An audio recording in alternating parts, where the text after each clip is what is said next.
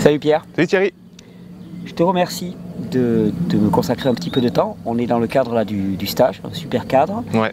Et dans ce stage, on a délibérément mis l'accent sur une notion que tu affectionnes particulièrement. C'est pour ça que j'ai eu envie que ce soit toi qui en parle, la notion d'hormèse. Ouais. Hein, j'ai commencé le stage en montrant aux gens que finalement, on pouvait ramener notre cadre de vie dans les limites de notre capacité adaptative. Ouais. Mais si notre capacité adaptative elle est toute faible, finalement on se retrouve enfermé dans une prison dorée. On ne peut manger que certaines choses, sinon ça ne va pas. Il faut vraiment qu'on dorme exactement le nombre d'heures, qu'on soit dans le bon cadre, sinon ça ne va pas. Ouais, ouais. On n'est pas libre. Et quelque part, on adapte notre mode de vie à notre faiblesse. Exactement. Et toi, tu développes vraiment une approche qui est de renforcer. Exactement. Tu parles souvent dans tes vidéos de l'homéostasie. Oui. Et l'amalgame, l'erreur en tout cas que font les gens, c'est de confondre, c'est de penser que l'homéostasie et la loi de l'hormèse, c'est-à-dire le renforcement du corps, c'est deux choses antagonistes qui se contredisent.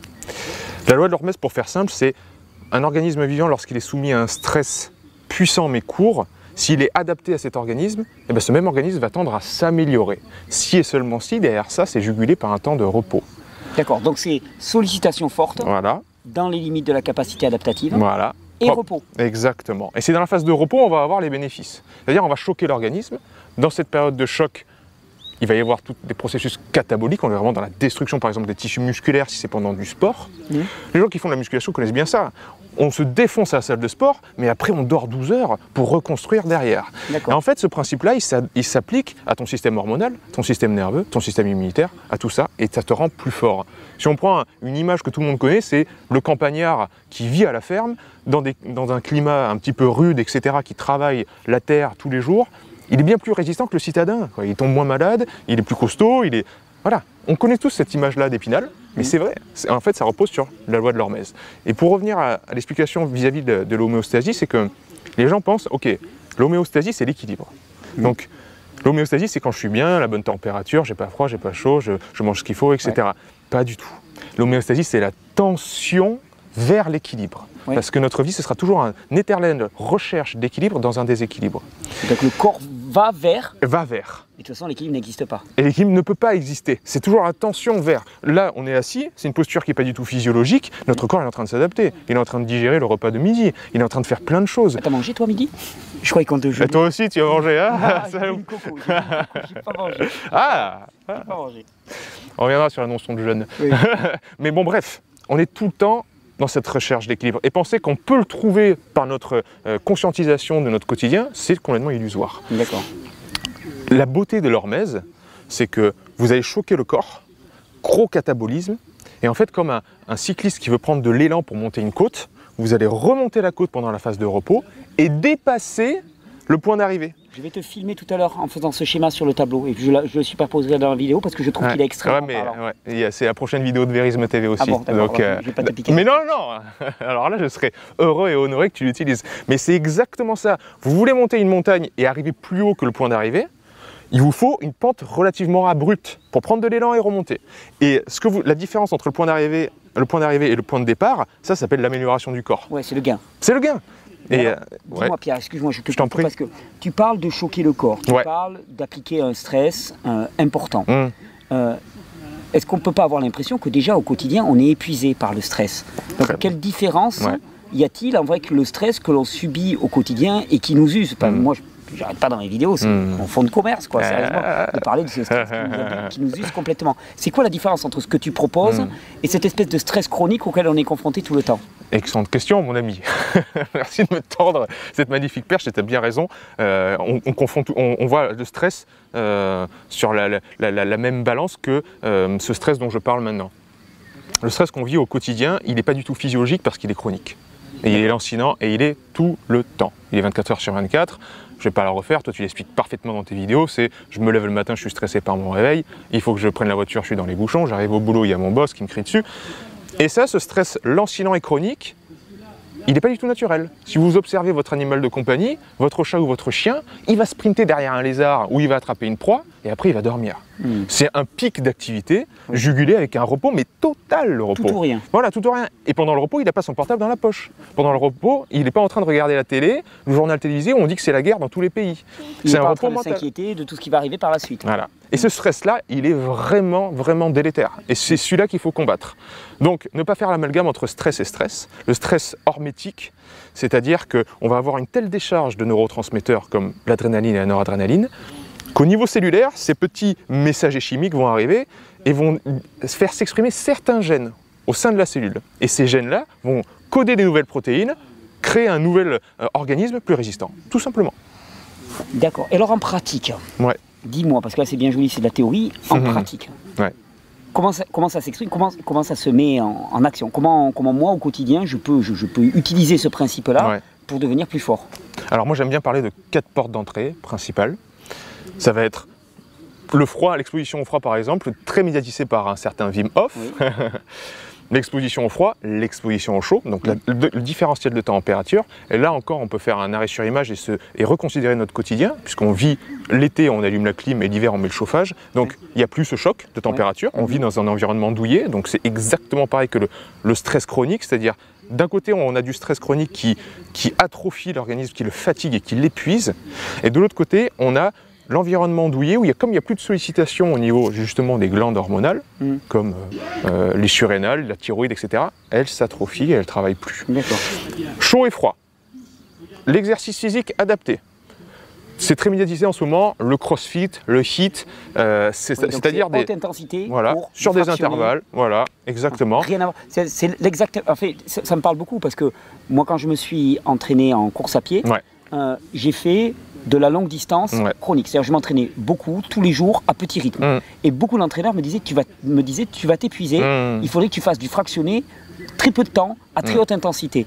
Et beaucoup m'avaient dit, mais tu seras jamais aussi performant que tu pourrais être parce que tu t'entraînes tout le temps. Moi, ce que j'aimais, c'était courir, donc je courais et je m'épuisais à la course à pied. Je ne suis pas en train de dire que ce mode d'entraînement est meilleur que l'endurance. Je suis en train de dire que malheureusement, l'endurance connaît les mêmes défauts que notre rythme de vie actuel, c'est-à-dire une usure de l'organisme sur du très long terme, non, mais je confirme, avec une montée du cortisol qu'on n'a pas si on s'entraîne entre 5 et 10 minutes de façon puissante sur des intervalles réguliers.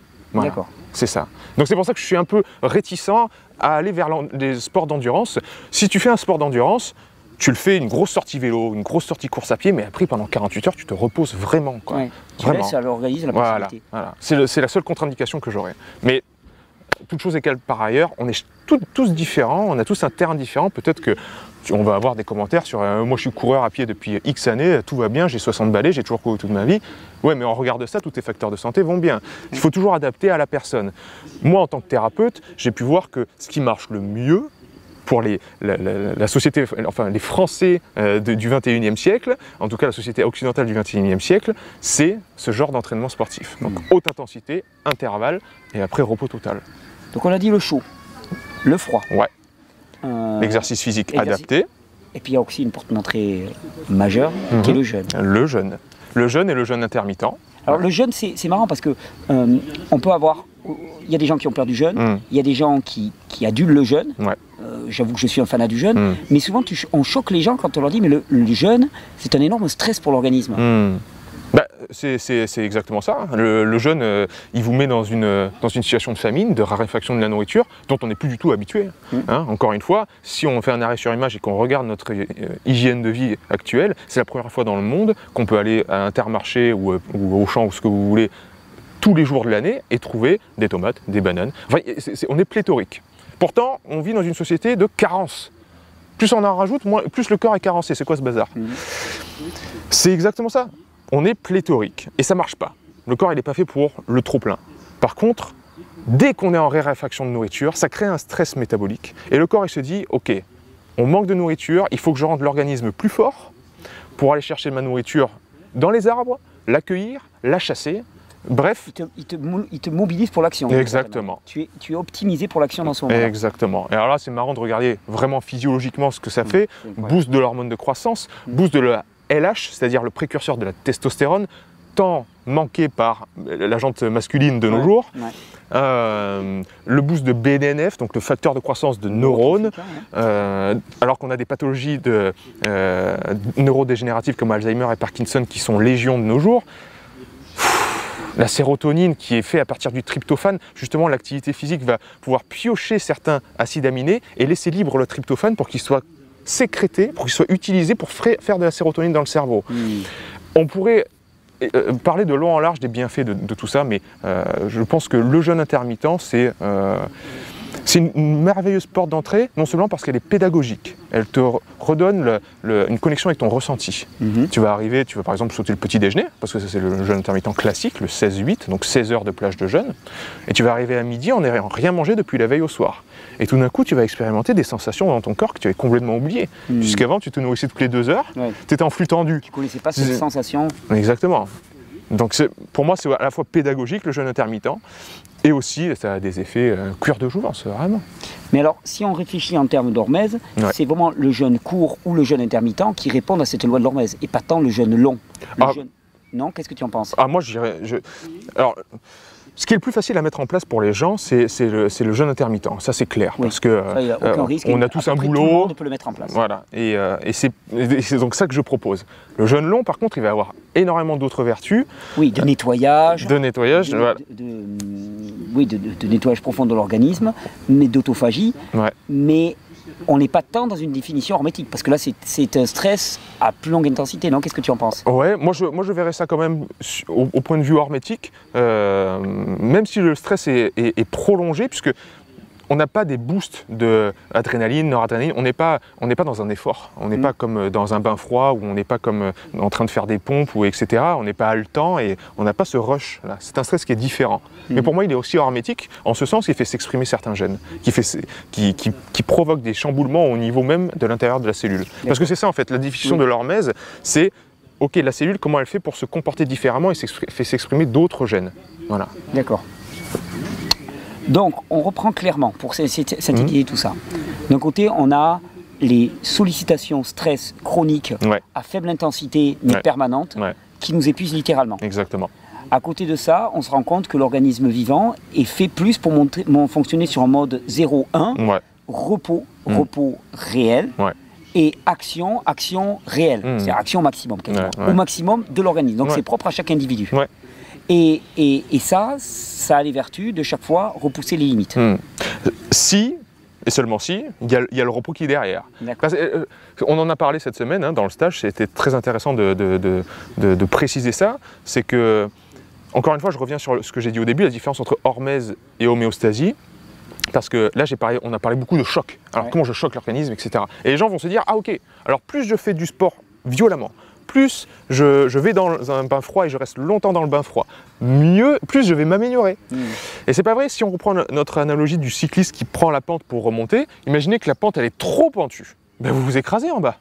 C'est exactement ça. Ou que l'angle entre la pente et la remontée, c'est un angle qui est comme ça, qui est un angle droit. Ça marche pas, le vélo, vous tapez dans le mur. Donc il faut pouvoir remonter cette pente. Et ça c'est très important. Et pour remonter cette pente, il faut avoir le temps de repos adéquat qui est derrière.